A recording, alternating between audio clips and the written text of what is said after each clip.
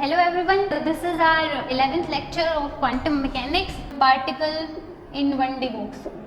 1D मतलब one dimensional box, ठीक है, 1D बॉक्स। पार्टिकल के बारे में जितनी भी जानकारियां हैं, जितने भी इंफॉर्मेशन है, सफिशिएंट इंफॉर्मेशन जो है वो हमें मिल जाती है by using Schrödinger wave equation plus जो पोस्टुलेट्स दिए हैं क्वांटम मैकेनिक्स ने, पोस्टुलेट्स ऑफ क्वांटम मैकेनिक्स। तो ये सारी चीज़ें यूज़ करके हम क्या, देखो पहले स्क्रोडिंगर वेव इक्वेशन आई, देन आफ्टर सम टाइम हमें क्या मिले, कुछ क्वांटम मैकेनिक्स के लिए कुछ पोस्टुलेट्स दिए गए, ठीक है, वो हमने फिर क्या करें, इसके ऊपर अप्लाई करें कि मतलब ये चीज़ें, तो इन्होंने तो हमें जस्ट क्या दिया था, एक वेव फंक्शन दिया था, वेव फंक्शन के लिए क्या दिया था, एक इक्वेशन दिया था, इन्होंने बता दिया कि ये चीज़ें हैं, मतलब कि वेव फंक्शन तब वैलिड होगा, तब एक्सेप्टेबल होगा, ये सारी चीज़ें उन्होंने हमें बता दी।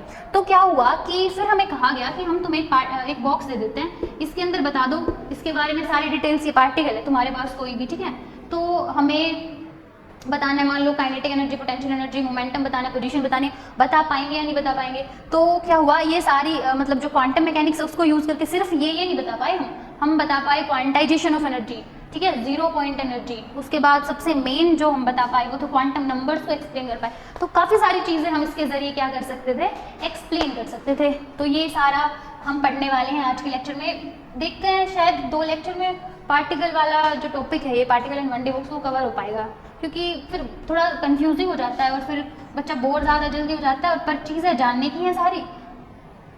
तो देखते हैं कितना करेंगे आज।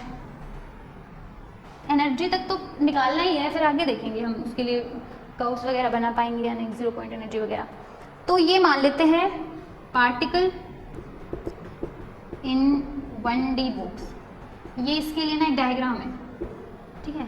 यहाँ पे क्या कहा गया कि ये है इसकी x, ठीक है, ये x, कोई भी पार्टिकल है, मान लो उसका मास है m मास का एक पार्टिकल मान लिया, इस बॉक्स के अंदर कहीं ना कहीं घूम रहा है, ठीक है। या फिर इसने कहा कि जो पोटेंशियल एनर्जी है ना, बॉक्स के अंदर 0 है और आउटसाइड द बॉक्स इन्फिनिटी है।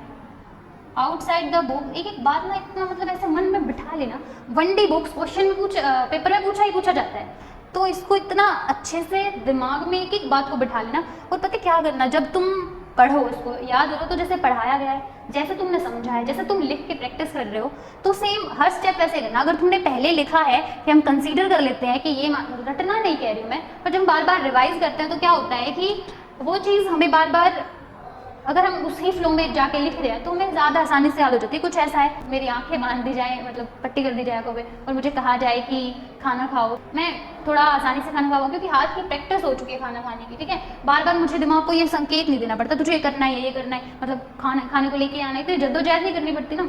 क्या टॉपिक से भटक रहे हैं, पर ये बात है कि अगर हम शुरू कर रहे हैं ना, consider particle having mass m, ठीक है, वेलोसिटी व्हाटएवर वेलोसिटी, तो फिर कोई यहाँ पे वो नहीं है, potential energy outside the box infinity और इनसाइड द बॉक्स, ठीक है, ये आउटसाइड द बॉक्स है और वो इनसाइड द बॉक्स है। अब आप कहेंगे कि आप ये क्यों कह रहे हैं कि इनसाइड द बॉक्स जो है वो 0 है, तो क्या होता है बच्चों कि हमें कहा गया है पार्टिकल इन 1D बॉक्स, तो हम ना सिर्फ यहाँ पे एक सिंगल पार्टिकल की बात कर रहे हैं। सबसे पहली बात क्या है, हमारे पास सिर्फ एक सिंगल, इकलौता, ठीक है, सिंगल पार्टिकल है। सिंगल पार्टिकल है तो इसके ऊपर जो बाहर वाले, मतलब कोई जो दूसरा कोई पार्टिकल है नहीं, मतलब मुझे एक कमरे में अकेला छोड़ दिया जाए तो मैं ज़्यादा स्टेबल हूँ, मेरे ऊपर कोई फोर्स नहीं लगा रहा, कुछ नहीं लगा रहा, ठीक है, तो ये सिंगल पार्टिकल है, कोई फोर्स वगैरह कुछ नहीं लगा रहा। हमने एक फॉर्मूला पढ़ा था, जो फोर्स होता है माइनस डी, ये होता है माइनस dV/dr होता है। तो अगर ये कह रहा है कि पार्टिकल इनसाइड द बॉक्स की बात करें, इनसाइड द बॉक्स, मैं रीज़न बता रही हूँ आपको एक क्यों 0 है इसके अंदर, ठीक है। तो अगर फोर्स की बात करें तो फोर्स तो इसके ऊपर कुछ अप्लाई हुआ नहीं है, कोई फोर्स अप्लाई नहीं, मतलब आप कहोगे वोल्स वगैरह, ठीक है मैं मान लेती हूँ, लेकिन इतना छोटा सा पार्टिकल है, कोई आसपास का इन्वायरमेंट इसको इतना अफेक्ट नहीं कर रहा है, तो वोल्स तो भाई थोड़ा मान लेते हैं कि वोल्स से जो फोर्स वगैरह लग रही है वो बिल्कुल नेग्लिजिबल है। तो और पार्टिकल्स जो फोर्स लगा नहीं रहे क्योंकि है ही नहीं, पार्टिकल सिंगल है, वो इकलौता पड़ा हुआ है, तो F इतना हो गया, ये 0 हो गया, ये 0 हो गया, तो सिंपल बात है, यहाँ पे जो पोटेंशियल है वो कितना हो जाएगा, B क्या है, पोटेंशियल 0 हो जाएगा, तो पोटेंशियल है वहाँ पे 0, और बाहर क्या है पोटेंशियल इन्फिनिटी, क्योंकि फोर्स इतने सारे पार्टिकल्स इसको आके घेर लेंगे ना बाहर से, तो फोर्स क्या है, इन्फिनिटी फोर्स लगेगी यहाँ पे, है ना, फोर्स क्या लगेगी, इन्फिनिटी लगेगी। तो हम तो आसानी से कह सकते हैं कि जो पोटेंशियल है आउटसाइड द बॉक्स वो कितना है, इन्फिनिटी है। पता बच्चे यहीं पे ज़्यादा कंफ्यूज होते हैं कि मैम बाहर इन्फिनिटी है अंदर और मतलब बाहर इन्फिनिटी है अंदर जीरो क्यों, ये सारी चीज़ें थोड़ा बच्चा कंफ्यूज हो जाता है, ठीक है। तो हम क्या मान लेते हैं अब कि ये तो हमने मान लिया। अब हम ना क्या करेंगे कि ये बाहर इसके इन्फिनिटी है, तो थोड़ा ना इसको ऐसे कर देते हैं, इसको डायग्राम को थोड़ा और अच्छे से दिखाने के लिए। ये मतलब कि जो लेंथ है ना वो इन्फिनिटी है, ये जीरो है मान लो यहाँ से एल, ये इसकी पूरी लेंथ है जीरो से एल तक, ये मान लिया हमने। अब तो बच्चों क्या होता है कि हमने ना इक्वेशन पढ़ी थी, स्क्रोडिंगर वेव इक्वेशन, याद होगी आप सबको, याद नहीं है तो बहुत ज़्यादा अच्छे तरीके से उसको याद कर लें आप लोग, क्योंकि अगर पार्टिकल इन 1D बॉक्स दे रखा है, स्क्रोडिंगर वेव इक्वेशन लिखने में गलती कर रहे हो, माइनस प्लस की तुसी भी गलती करोगे तो पूरा का पूरा क्वेश्चन तुम्हारा गलत होना ही होना है, ठीक है। तो बेहतर होगा आप लोगों के लिए कि आप लोग क्या कर लें, इसको अच्छे से सीख लें। तो अब बात करते हैं, हमारे पास ना यहाँ पे 3 रीजन बन चुके हैं, क्या REASN नहीं, रीजन क्षेत्र बन चुके हैं। इसको नाम दे देते हैं A दे देते हैं, इसको B बोल देते हैं, इसको C बोल देते हैं। 3 क्षेत्र बन चुके हैं, 3 रीजन बन चुके हैं। अब क्या है इसके अंदर, तो आउटसाइड द बॉक्स ही है, जो भी होगा सेम सा होगा, मतलब जो भी ला फॉर्मूला जो भी लगेंगे। B रीजन की बात कर लेते हैं एक बारी। तो if we talk about region B, तो हमने स्क्रोडिंगर वेव इक्वेशन पढ़ा था -h²/8π²m, ठीक है, ये डेल स्क्वायर पढ़ा था, प्लस पढ़ा था E - V psi = 0 पढ़ा था, ऐसा कुछ पढ़ा था। ये लैप्लेशियन ऑपरेटर है, इसको खोल के भी लिख सकते हैं, ठीक है, लिख सकते हैं ना। लेकिन अब आप सोचेंगे, सोचना चाहिए भी, हम बात कर रहे हैं सिर्फ एक कोऑर्डिनेट की, एक डायमेंशन की, तो यहाँ पे इसका तो कोई भी काम है नहीं, तो हम यहाँ पे सिर्फ क्या करेंगे, एक कोऑर्डिनेट ले लेंगे। क्या ले लेंगे, यहाँ पे हम सिर्फ एक कोऑर्डिनेट ले लेंगे। अगर मैं इसको और अच्छे से लिख दूँ, ये चीज़ थोड़ा सा सेपरेट, मतलब कि देखते हैं, लिखी भी थी ये, स्क्रोडिंगर वेव इक्वेशन में सोल्व करके दिखाई थी। आप क्या करो, -8π²m/h से h² से मल्टीप्लाई कर दो, इधर इधर और इधर, ठीक है, वो 0 ही हो जाएगा। यहाँ पे अगर करोगे तो पूरी टर्म कैंसिल हो जाएगी, 8π²m ऊपर ये नीचे, ठीक है। ये मैं लिख के लिखा क्योंकि लंबी इक्वेशन पूछने वाली है, तो लंबा है डेरिवेशन, तो आप ये छोटी छोटी बातें समझ लें एक बारी, ठीक है। तो ये हो गया, यहाँ पे वो कैंसिल हो गया। इधर क्या आ जाएगा, माइनस से ही मल्टीप्लाई करा है, तो यहाँ पे क्या आ जाएगा, -8π²m/h² आ जाएगा। और यहाँ पे हमारे पास क्या आ जाएगा, E - V psi = 0। यहाँ तक कोई डाउट है? कोई डाउट नहीं है, ठीक है, ये आ गया। अब क्या होगा, अगर मैं E वाली टर्म को उधर ले जाऊँ, E वाली टर्म को उधर ले जाऊँ, तो यहाँ से क्या आपको एक चीज़ क्लियर हुई, क्या यहाँ से आपको एक चीज़ क्लियर हुई कि हमारे यहाँ पे इसका जो सिंबल था ये नेगेटिव नहीं था, यहाँ पे ये ऐसे था, ठीक है, यहाँ पे आएगा प्लस, ये ऐसे आएगा, ठीक है, यहाँ पे ये ऐसे था, क्योंकि हम उधर से माइनस उठा के लाए थे। ई जब स्क्रोडिंगर वेव इक्वेशन में लास्ट क्लास में बात की थी, ई को इधर लाए थे हम उठा के, नेगेटिव था तो पूरे सबके सिंबल बदलते थे, इसका बदल दिया था, इसका बदल दिया था ना, इसका नेगेटिव था, इसका पॉजिटिव था, इसका पॉजिटिव था, इसका नेगेटिव था, ऐसा था, ये हो गया। अब हमें ना ये कहा गया, हम तो बात कर रहे हैं रीजन बी, इसकी बात कर रहे हैं रीजन बी की। रीजन बी में देखा जाए तो जो पोटेंशियल एनर्जी है वो 0 है, तो मैं अगर यहाँ पे पोटेंशियल एनर्जी 0 पुट करूँ तो मेरे पास इक्वेशन आ जाएगी कर्l² psi plus 8π²m/h² plus E -0 है तो E psi ही लिख देंगे, 0 हो गया। इतनी हमारे पास ये इक्वेशन आ गई। यहाँ तक कोई डाउट? मैंने सिर्फ क्या किया है, V को मैंने यहाँ पे उठा के बस 0 पुट किया है, ये इक्वेशन आ गई, ठीक है। इससे मल्टीप्लाई करा था, इसको इससे मल्टीप्लाई करा था, तो प्लस तो आना ही नहीं है ना, तो ऐसे, ठीक है। छोटी छोटी गलतियाँ ना कई बार हो जाती हैं, तो इनसे ना हमें बचना है, इनसे बचना है, ठीक है, हमसे ही हो जाती हैं। तो क्या है कि यहाँ पे हो गया इतना। अब हमें क्या करना है, ये इक्वेशन हमारे पास इतनी आ गई है, साई को चाहो हटा दो चाहे रख लो, ठीक है, साई को चाहे हटा दो चाहे लिख लो, इसको x इधर लिख लो क्योंकि हम सिर्फ x कोऑर्डिनेट की बात कर रहे हैं, ठीक है। ये ऐसे है x, ऐसे, ठीक है, ऐसे, ये यहाँ पे हमारे पास एक इक्वेशन हो गई है। ये किसके लिए आ गई है, रीजन बी के लिए। अब बात अगर हम करें ये किसके लिए, रीजन बी के लिए है, ठीक है। चलो रीजन बी के लिए हमारे पास कुछ आया है जो कि हम कहाँ लिख लेते हैं, साइड में लिख लेते हैं। रीजन बी में हमारे पास क्या आया है, curl square psi upon curl x square plus 8π²m/h² E psi = 0, ये आया है रीजन बी में। अब बात करेंगे रीजन ए और सी की, तो ए और सी में क्या है, कुछ भी नहीं है। ए और सी में भी, ए और सी में क्या है, वी इन्फिनिटी था तो पुट कर देते हैं इन्फिनिटी। इस वाली इक्वेशन में एज इट इज पुट कर देती हूँ x square plus 8 pi square m by x square, ठीक है। ई माइनस वी था यहाँ पे, तो ई माइनस इन्फिनिटी हो जाएगा इक्वल्स टू 0 हो जाएगा। यहाँ पे हो जाएगा हमारे पास साई इक्वल्स टू 0, ठीक है। तो क्या हो जाएगा curl square psi upon curl x square plus 8 pi square m upon x square, ये हो गया। ई साई ऐसे लिख दो इक्वल्स टू इन्फिनिटी को उधर ले जाओ, प्लस इन्फिनिटी हो जाएगा यहाँ पे, प्लस ये ऐसे हो जाएगा इन्फिनिटी। ये वाली चीज़ तो खैर होनी है वहाँ पे, ठीक है। ये चीज़ यहाँ से क्या आ गई वहाँ पे, तो वहाँ पे जब ये ऐसे लिखा हमने तो यहाँ से ना एक चीज़ क्लियर हो गई हमें। और वो क्या क्लियर हुआ, एक बात बताओ, इसको यहाँ से ऐसे उठाने के बजाय मतलब लिख लिया। अब एक बात बताओ, मैं इसको यहाँ पे ऑब्वियसली लिखूंगी ऐसे एच स्क्वायर अपॉन 8 पाई, लेकिन यहाँ से ना एक चीज़ क्लियर है 8 pi square m upon h square as it is लिखूंगी कि अगर मैं इन्फिनिटी को किसी से भी मल्टीप्लाई कर लूँ, किसी से भी, वो इन्फिनिटी ही हो जाना है। तो क्या ज़रूरत है इस वाली टर्म को उठा के रखने की, यही वाली टर्म लेके चल लेते हैं। तो इन्फिनिटी से मल्टीप्लाई करने के बाद वो इन्फिनिटी ही हो गया। इन्फिनिटी से मल्टीप्लाई करने के बाद क्या हो गया, इन्फिनिटी ही हो गया। तो यहाँ से एक चीज़ क्लियर हो गई कि इन्फिनिटी तो हो गया है। अब अगर मैं क्या करूँ यहाँ पे, अगर मैं यहाँ पे एक और चीज़ देखूँ तो मुझे एक बात और दिख रही है यहाँ से, जो ये ई माइनस इन्फिनिटी है, तुम किसी वैल्यू में से इन्फिनिटी माइनस कर रहे हो, नेगेटिव ऑफ इन्फिनिटी आएगा। किसी वैल्यू में से तुम क्या कर रहे हो, नेगेटिव माइनस इन्फिनिटी माइनस कर रहे हो, तो क्या आएगा, मतलब 1 में से मान लो मैं इन्फिनिटी माइनस कर रही हूँ, माइनस इन्फिनिटी ही तो वैल्यू आएगी। मतलब इतनी बड़ी वैल्यू आएगी नेगेटिव में कि कोई ज़रूरत ही नहीं है इसको ऐसे ही लिख दो। तो अगर मैं इसको ऐसे लिख दूँ तो कोई दिक्कत है यहाँ पे, कोई परेशानी, कोई समस्या, कोई दिक्कत नहीं है, ठीक है, लिख दिया।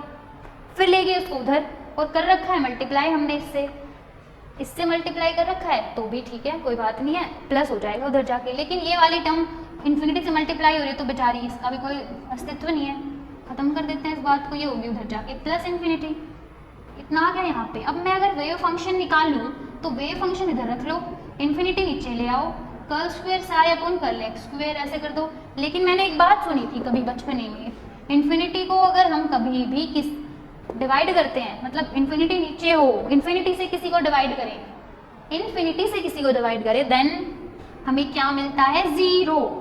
क्या मिलता है, 0। तो वेव फंक्शन क्या हो गया, 0 हो गया पूरा। वेव फंक्शन क्या हो गया, 0। जब वेव फंक्शन 0 हो गया है तो वेव फंक्शन प्रोबेबिलिटी क्या होगी, 0 हो जाएगी। यानी कि probability of finding that particular particle जो बोला गया है वो तो क्या है, बाहर 0 है। जब पार्टिकल बॉक्स के अंदर है, जब मुझे कहा चाहे कि मैं कमरे में बंद होकर बैठ जाऊँ और मुझे बाहर ढूंढ रहे हैं लोग, तो मेरे बाहर होने की प्रोबेबिलिटी विल बी 0। सेम यहाँ पे हुआ है, यहाँ पे कितनी हो गई, 1/∞ 0 हो गया, यानी कि वेव फंक्शन 0 हो गया। वेव फंक्शन 0 है तो probability of finding that particular particle outside the box will be 0, वो भी क्या हो जाएगी, 0 हो जाएगी। तो कहानी हो गई ए और सी रीजन की खत्म, ए और सी रीजन की कहानी यहाँ पे खत्म हो गई। अब हमें क्या करना है, अब हम आगे पढ़ते हैं। तो भाई ये तो कहानी यहाँ पे हो गई खत्म। तो क्या हुआ कि यहाँ से ये हो गया क्लियर कि पार्टिकल जो है outside the box does not exist. Particle outside the particle, outside the box particle will not exist, ठीक है, विल नॉट एग्जिस्ट और डज नॉट एग्जिस्ट लिख सकते हैं। अब आ जाते हैं वापस से घूम फिर के रीजन बी पे। रीजन बी में इक्वेशन मिली थी, ये रीजन बी में एक इक्वेशन मिली थी, तो इसको सोल्व करने के लिए फर्दर एक इक्वेशन दी गई, ठीक है, जो कि हम स्क्रॉडिंगर वेव इक्वेशन में पढ़ के आए थे, जो कि क्या होती है, psi equals to A sine k x plus B cos k x. ये इक्वेशन पढ़ के आए थे। ये इक्वेशन अब सोचोगे कहाँ से आ गई, तो ये जानने का कोई हक ही नहीं है आपका। अरे ऐसा कुछ नहीं है, तो क्या सीन है, जब बहुत सारी इक्वेशंस को सोल्व किया जाता है ना, तो अपने सिलेबस में नहीं है कि हम उनको देखें, क्या मतलब कितने पेज की डेरिवेशन हो इसकी, तो कोई ऐसा क्राइटेरिया नहीं है। इस इक्वेशन का ये सोल्यूशन माना जाता है, इससे ज़्यादा कुछ नहीं, ठीक है। इस इक्वेशन का ये सोल्यूशन माना जाता है, मतलब ऐसा कुछ है, मैं कह रही हूँ 2 + 2 अरे sine square x plus cos square x जो होता है 1 होता है, ठीक है। ये तुम्हें नॉर्मली एक फॉर्मूले में पुट करना है, ठीक है। और तुम मेरे से पूछो कि नहीं आप मुझे डिराइव करके बताओ, जब पूछ नहीं रहे हैं आपसे तो वही है कि पढ़ो वो पढ़ा हुआ काम आता है, ठीक है, लेकिन जिस एग्जाम में अगर आपका अब इंग्लिश का पेपर है, साइंस पढ़ के जा रहे हो, कैसे काम चलेगा भाई, ठीक है। तो ये हो गया वेव फंक्शन, हो गया हमारे पास। ये क्या है, सॉल्यूशन है इस इक्वेशन का। ये क्या है, solution of this Schrodinger wave equation ये है। अब मैं क्या करूं, अगर मैं 8 pi square m E upon x square को मैं अगर के स्क्वायर मान लूँ तो कोई नुकसान होगा? कोई नुकसान नहीं होगा ना, कुछ नहीं होगा। तो अगर मैंने इसको के स्क्वायर मान लिया तो curl square psi upon curl x square plus 8 pi square m upon h square E psi equals to 0, इस वाली टर्म को मैं मान चुकी हूँ के स्क्वायर, तो मेरे पास आ जाएगा curl square psi upon curl x square के स्क्वायर साई इक्वल्स टू 0। ये एक इक्वेशन आ गई मेरे पास। यहाँ तक कोई डाउट? रीजन बी में निकाला हमने स्क्रोडिंगर वेव इक्वेशन को में v इक्वल्स टू 0 पुट करके, पोटेंशियल एनर्जी 0 पुट करके, ठीक है। फिर उसके बाद क्या किया, बस इसका एक सॉल्यूशन देखा है और इस वैल्यू को हमने के स्क्वायर पुट किया है। क्या पुट किया है, के स्क्वायर पुट किया है। तो अब अगर कोई मांगे कि इसका प्रूफ दे दो, ये इक्वेशन वैलिड है या नहीं है, तो प्रूफ दे सकते हैं हम। प्रूफ देने के लिए कुछ नहीं करना है आप लोगों को, ज़रूरत भी नहीं है, छोड़ दो, इग्नोर कर दो इस बात को। कोई प्रूफ नहीं मांगेगा कि प्रूफ दो ये इक्वेशन वैलिड है या नहीं है। कहोगे कमेंट में तो बता देंगे कि क्या प्रूफ है इसका, ठीक है, वरना लेक्चर लंबा खींचेगा, कोई फायदा नहीं आएगा भी नहीं, ठीक है, कोई ज़रूरत नहीं है। अब है ये इक्वेशन हमारे पास सब, क्योंकि एक्स का फंक्शन पढ़ रहे हैं, एक्स कोऑर्डिनेट पढ़ रहे हैं, मतलब एक्स का फंक्शन नहीं एक्स कोऑर्डिनेट पढ़ रहे हैं, तो एक्स से इसको ऐसे रिप्रेजेंट कर देते हैं। अब हमारे पास क्या होगा, एक शब्द आपने अक्सर सुना होगा, बाउंड्री कंडीशन। बाउंड्री कंडीशन, अब ये नहीं बता क्या है, तो बाउंड्री कंडीशन क्या है। अब हमें क्या करना है, बाउंड्री कंडीशंस क्या करनी है, अप्लाई करनी है। बाउंड्री कंडीशंस क्या क्या है हमारे पास, एक तो है x इक्वल्स टू 0 और एक है x इक्वल्स टू l, यानी कि ये एक बॉक्स है। देखो बॉक्स का मतलब आप कहोगे कि मैम बॉक्स की बात कर रहे हो, एरिया आएगा, ठीक है, इसीलिए बॉक्स नहीं माना, ये इसकी ये मिल नहीं रही है, इन्फिनिटी तक है ये, तो एरिया की बात नहीं हो रही है यहाँ पे, ठीक है। और ये जो है ये कुछ बाउंड्रीज है, देखिए इस बाउंड्री को क्रॉस करके जा नहीं रहा है पार्टिकल, जा नहीं रहा है, तो बाहर तो उसके पाए जाने की संभावना भाई है खत्म, यहाँ पे ही है बस उसकी जो भी संभावना है पाए जाने की। तो यहाँ पे इस वजह से 1D बॉक्स हो रहा है। अगर 2D की बात करते तो ऑब्वियसली ये लाइन कहीं ना कहीं तो मीट करती और वो एक एरिया बन जाता है ना। तो यहाँ से हो गया बाउंड्री कंडीशन। पहली है जब तुम्हारे पास पोजीशन 0 है, x equals to 0 x equals to l है, अप्लाई कर देते हैं, ठीक है। तो जब हमारे पास इन्होंने कहा कि जो x है वो अगर 0 है तो क्या करोगे, यहाँ ये आ गया, ठीक है, एक इक्वेशन आई हुई है, तो बाउंड्री कंडीशन अप्लाई करते हैं। अप्लाइंग एक स्टेप ना बिल्कुल ऐसे ही करें, नोट डाउन कर ले बल्कि ये, तो आप एक स्टेप ऐसे ही, applying boundary condition. Boundary condition, तो बाउंड्री कंडीशन पहले लगा देते हैं एट x इक्वल्स टू 0। पता है बाउंड्री कंडीशन का मतलब क्या है, इसका मतलब है इनसाइड द बॉक्स तो बात हो रही है, यहाँ पे भी तो मौजूद हो सकता है, वो यहाँ पे क्या सीन है उसके पार्टिकल के होने का ना होने का वो देख रहे हैं। यहाँ पे क्या सीन, अंदर तो है ही है, यहाँ पे क्या सीन है इसका, यहाँ पे क्या क्राइटेरिया है, तो वो देख रहे हैं। तो बाउंड्री कंडीशन पे क्या होगा कि x 0 है, x अगर 0 है, पोजीशन ही 0 कह दी, साई ऑफ x पढ़ रहे हैं, x ही 0 बोल दिया, तो क्या हो गया, वेव फंक्शन 0 हो गया। यदि वेव फंक्शन 0 है तो probability of finding that particle will also be 0, क्या हो जाएगी, वो भी 0 हो जाएगी, ठीक है, वो तो 0 हो जाएगी। ये बात तो हमें समझ आ गई। लेकिन यहाँ से हम बहुत ही कमाल की एक चीज़ निकालने वाले हैं, जो कि क्या है, ये आ गया है 0, पुट कर देते हैं 0, a sign k x plus b cos k x, ये चीज़ आ गई हमारे पास। ये वैल्यू क्या आ गई हमारे पास, वेव फंक्शन की 0 वैल्यू आ गई है, ठीक है। ये हमने क्या पुट कर दिया, इधर 0 पुट कर दिया है। तो यहाँ पे क्या होगा, अगर मैं क्या करूँ, अब अगर मैं 0 पुट कर दूँ x को भी, क्योंकि x 0 है, ये 0 है, a साइन के 0 प्लस b कोस के 0। अब साइन 0 कितना होता है, साइन 0 कितना होता है, 0 होता है, b को कोस 0 कितना होता है, 1 होता है। तो यहाँ से एक चीज़ आ गई, 0 इक्वल्स टू 0 प्लस यहाँ पे क्या आ गया b, क्योंकि कोस वाली वैल्यू तो क्या हो जाएगी, 1 हो जाएगी, कोस वाली वैल्यू क्या हो जाएगी, 1 हो जाएगी। तो यहाँ से b तो भाई आ गया 0, बी तो क्या आ गया 0, लेकिन अगर मैं 1 सेकंड के लिए बी को हटाऊँ यहाँ से और ये देखूँ ये 1, तो यहाँ पे 0 1 के इक्वल आया, मतलब दोनों लेफ्ट हैंड साइड और राइट हैंड साइड जो है एक दूसरे को इक्वल है, नहीं है, तो ये सेटिस्फाई नहीं हो रहा है। तो यहाँ से इसको सेटिस्फाई करने के लिए हमें क्या करना पड़ेगा, बी तो भाई आ गया है 0 यहाँ पे, ठीक है, ये तो चीज़ हो गई है कन्फर्म। तो इसको सेटिस्फाई करने के लिए हम क्या करेंगे, कोस 0 जो है हमारे पास वो क्या है, 0 है। कोस 0 जो है हमारे पास वो सॉरी वो कितना है, 0 नहीं 1 है, कोस 0 ठीक है 1 है।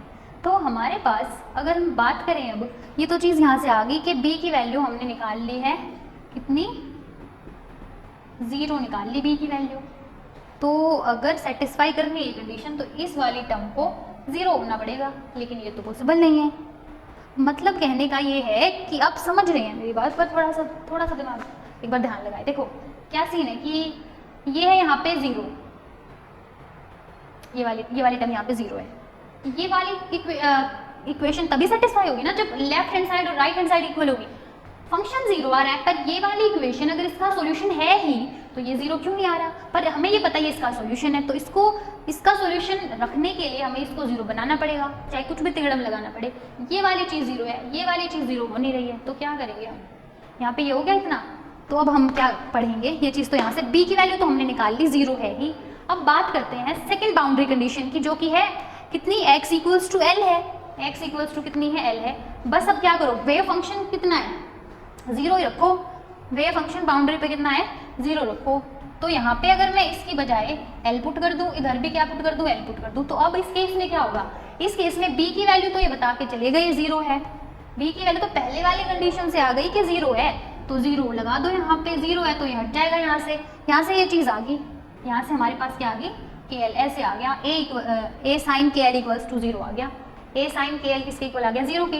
लेकिन a की वैल्यू अब ये कैसे पता करें, अब ये तो हो गया, ये 0 नहीं है, ये तो 0 है नहीं, x की वैल्यू तो 0 है नहीं, लेकिन जो a है क्या वो 0 हो सकता है, a 0 नहीं हो सकता, क्योंकि अगर a 0 हुआ तो इसका मतलब है वेव फंक्शन 0 हो गया, और यदि वेव फंक्शन 0 हो गया तो इसका मतलब ये होगा कि एट एवरी पॉइंट के जो पार्टिकल है, मतलब अगर वेव फंक्शन है एट एवरी पॉइंट जो है वो 0 है, तो इसका तो ये मतलब हो गया कि पार्टिकल एग्जिस्ट ही नहीं कर रहा है, पार्टिकल एग्जिस्ट ही नहीं कर रहा है इस पूरे स्पेस के अंदर, ठीक है।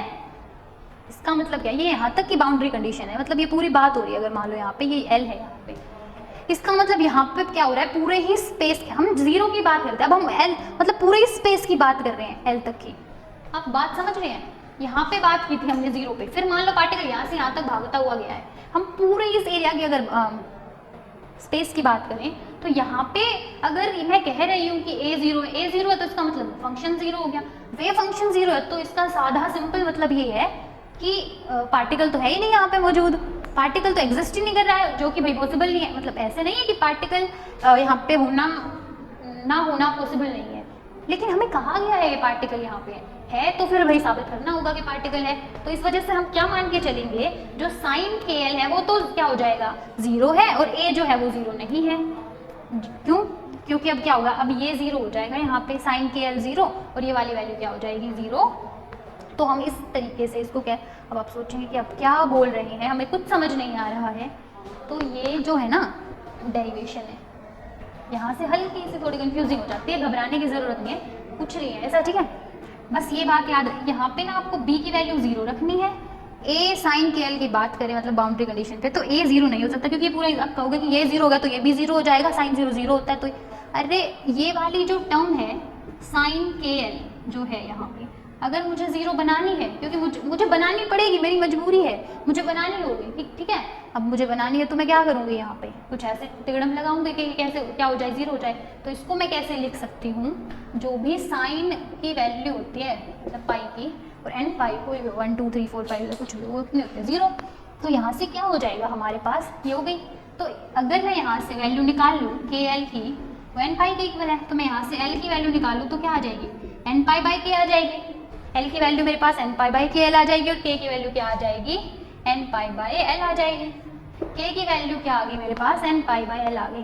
तो अगर अब मैं क्या करूँ, जो मेरे पास ये इक्वेशन थी psi equals to A sine k x plus B cos k x, ये वाली इक्वेशन थी। बाउंड्री कंडीशन वगैरह अप्लाई करने के बाद जब एक्स 0 था तो बी मेरे पास क्या आ गया था, 0 आ गया था। ठीक है, तो अब मैं क्या करूँ, हमें मिल गई है, क्या मिल गया है हमें, के की वैल्यू भी मिल गई है, कितनी मिली है, एन पाई बाई एल मिली है। तो इफ मैं पुट कर दूँ ये वैल्यूज इसके अंदर, तो मेरे पास साई की value A as it is, sine as it is, k की बजाय हमें रखना है n pi by L, x as it is, और बी 0 है तो पूरी टर्म 0, और ये आ जाएगा मेरे पास एक वेव फंक्शन। ये मेरे पास क्या आ जाएगा, एक वेव फंक्शन आ जाएगा। अब हमें क्या करना है, अगर हम मान लें कि जो हमने एक बात पढ़ी थी कि ये कहा गया था कि जो नॉर्मलाइज्ड फंक्शन होता है, अब देखो क्या होता है कि हमें हर फंक्शन नॉर्मलाइज बनाना होता है, नहीं है तो बना दो, ये होता है ना।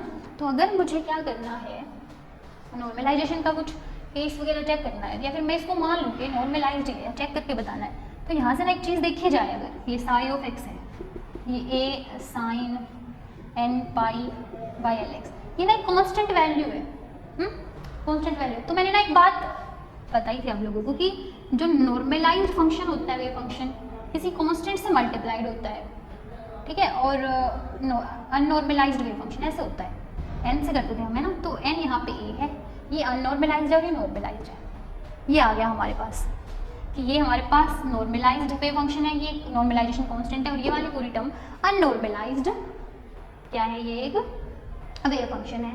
तो अगर मैं इनका क्या करूँ, नॉर्मलाइजेशन कर दूँ, अगर मैं क्या करूँ नॉर्मलाइजेशन कर दूँ, तो मेरे पास क्या आ जाएगी, एक वैल्यू आ जाएगी, ठीक है, किसकी वैल्यू आ जाएगी, नॉर्मलाइजेशन की वैल्यू आ जाएगी। यानी कि हमारे पास क्या आ गया, हमारे पास क्या आ गया सोल्व करने के बाद इसको, psi of x equals to 2 by under root l sine n pi by l, ठीक है, under root 2 by l sine n pi by l, और ये किसके लिए था, एक्स कोऑर्डिनेट के लिए था, एक्स आ गया यहाँ पे, ये चीज़ हो गई हमारी। ये क्या आया है, इसको पूरा जब हम सोल्व करेंगे तो ये आएगा, ठीक है, जो कि आपको करने की कोई ज़रूरत नहीं है, कोई करके दिखाने की ज़रूरत नहीं है आपको। अब क्या होगा यहाँ पे, वेव फंक्शन की बात करें अगर हम इसके लिए, तो हमने ना एक चीज़ पढ़ी थी, पुट करी थी, के स्क्वेयर की value 8 pi square m E upon h square put करी थी, ठीक है, ये पुट करी थी हमने।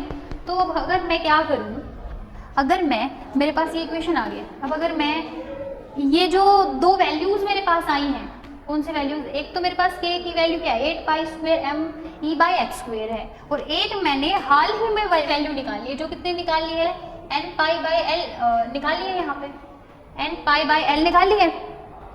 तो अगर मैं क्या करूँ, इसको यहाँ पे पुट कर दूँ, ठीक है, इसको क्या कर दूँ मैं यहाँ पे पुट कर दूँ, यहाँ पे तो स्क्वायर आ जाएगा इसका, ठीक है, इनको दोनों को मैं अगर इक्वल पुट कर दूँ तो मेरे पास क्या, ये एक बहुत ही प्यारी सी वैल्यू नहीं आ जाएगी, और वो बहुत ही प्यारी सी वैल्यू तक तो हमें पहुंचना था। 8 pi square m E upon h square equals to n square pi square upon l square, इस वैल्यू तक पहुंचना था। ई इक्वल्स टू, इधर रखो, n square h square pi square upon 8 pi square m l square, ये आ गई value हमारे पास। ये क्या आ गई हमारे पास, एनर्जी की वैल्यू आ गई, n square h square upon 8 pi, लेकिन फिर यहाँ से कैंसिल आउट हो रहा है तो कर दो cancel out, E equals to n square h square upon 8 m l square, ये आ गई हमारे पास एनर्जी की वैल्यू। ये हमने क्या निकाल दी, उस पार्टिकल की एनर्जी निकाल दी, पार्टिकल के लिए क्या निकाल दी, एनर्जी निकाली, तो बता दिया था पार्टिकल वहाँ पे मौजूद है, यहाँ पे नहीं है, यहाँ पे है, ये निकाल दी, एनर्जी भी बता दी हमने, n square h square upon 8 m l square, ठीक है। यहाँ पे जो m है वो क्या है, मास है उस पार्टिकल का, l जो है उस बॉक्स की लेंथ है, और जो h है हमारे पास वो एज यूजुअल क्या है, प्लैंक्स कांस्टेंट है, जिसकी वैल्यू कितनी होती है 6.624 इंटू 10⁻⁻34, ठीक है, किलो जूल होते हैं, जूल पर सेकेंड होते हैं, -34 जूल सेकेंड। और जो n है हमारे पास वो क्या है, एनर्जी लेवल है, कि वो किस एनर्जी लेवल में है, जो चीज़ें हम फर्दर स्टडी करेंगे, ठीक है, अभी उसके अंदर आपको नहीं जाना है, क्या करेंगे हम एनर्जी लेवल्स को स्टडी करेंगे। तो इसके लिए, इसके बाद तो आपके पास सच ये है बस एक तो स्टडी ऑफ इक्वेशन में हम आपके सिलेबस में नॉर्मलाइजेशन है इसकी, ठीक है, और ऑर्थोगोनैलिटी भी आपको प्रूव करनी है, उसके बाद तो बस कुछ कंक्लूजन्स हैं वो आपको पढ़ने हैं, ऐसा कुछ नहीं है इसके अंदर, मैंने सिलेबस देखा अभी आपका। अच्छा एक बात ना, हम एक बार इसकी बात कर लेते हैं, हम बात एक बार ही कर लेते हैं नॉर्मलाइजेशन वाली टर्म की, आपके ना दे रखा है थोड़ा इसमें क्या करके क्या बोलते हैं उसको, एलोबरेट करके, एलोबरेट क्या बोलते रहते। तो एक बात पढ़ी थी, -∞ to +∞, psi star psi d tau equals to 1, ये नॉर्मलाइजेशन कंडीशन होती है। हमें तो 0 से L पढ़नी है। साई स्टार हमें कितना दे रखा है, फंक्शन क्या है हमारे पास, ए साइन, क्या फंक्शन है, A sine n pi, A sine n pi by L x था, लेकिन ये क्योंकि इमेजिनरी तो कुछ है नहीं इसके अंदर, तो सिंबल सेम रहेगा, तो ये वाला भी घर ऐसे आ जाएगा, तो स्क्वायर ही कर देती हूँ, ठीक है। एन स्क्वायर पाई स्क्वायर ये हो जाएगा, यहाँ से ऐसे हो जाएगा, और यहाँ पे हो जाएगा डी टाउ इक्वल्स टू 1, ये वैल्यू यहाँ पे आ गया, एन स्क्वायर पाई, यहाँ पे कितना आ गया, ए स्क्वायर साइन स्क्वायर, ठीक है। एन स्क्वायर नहीं आएगा क्योंकि यहाँ पे क्या है, ये एंगल है, और एंगल में कभी ऐसा थोड़ी होता है कि साइन स्क्वायर ए, साइन ए और साइन ए का मल्टीप्लाई कर रहे हो तो साइन स्क्वायर है ए स्क्वायर आ जाएगा ना, साइन स्क्वायर और ए होता है ना बस। तो यहाँ से इतना आ गया। अब क्या करना है हमें, ये हमारे पास आ गया। तो अगर हम बात करें इसको फर्दर सोल्व करने की, तो एक केस हो सकता है, क्या करो, इसको बाहर लिख दो, लिख दिया। इसका क्या करना है, हमें इंटीग्रेशन करना है। तो जब हम इसका इंटीग्रेशन करेंगे, या फिर हम क्या करें, यहाँ पे एक छोटा सा काम कर दें, क्या कर दें हम यहाँ पे इसका इंटीग्रेशन कर दें, तो मेरे पास क्या बच जाएगा, पूरे को सॉल्व करने के बाद बच जाएगा ए स्क्वायर एल अपॉन 2, क्या बच जाएगा मेरे पास, ए स्क्वायर एल अपॉन 2 बच जाएगा। अब ये ए स्क्वायर एल अपॉन 2 तो 1 के इक्वल है भाई। इसको जब आप सॉल्व करके देखोगे ना इंटीग्रेशन, तो हमारे पास ये वैल्यू आ जाएगी, ठीक है, ये आ गया इतना हमारे पास। तो यहाँ से अगर मैं क्या करूँ, वैल्यू निकालने की कोशिश करूँ, तो मेरे पास वैल्यूज़ कितनी आएंगी, ए की वैल्यू क्या आ जाएगी, ए की वैल्यू क्या आएगी मेरे पास, ए स्क्वायर होगा एज इट इज़, यहाँ पे 2 ऊपर चला गया, एल नीचे आ गया, ए की वैल्यू हो जाएगी अंडर द रूट 2/L, ये आ गई वैल्यू ए की। अब अगर ए की वैल्यू ये आ गई है तो पुट कर दो उस इक्वेशन में, ठीक है, साई वाली जो नॉर्मलाइज थी ना, तो उसमें अगर मैं पुट करूँ, मेरे पास साई ये था ना यहाँ पे, तो अंडर रूट 2/L आई है इसकी वैल्यू, और वो फंक्शन क्या था, sine n pi x by L, ये वाला फंक्शन था। तो वो जो मैंने लिखी थी ना, वो यहाँ से आई थी।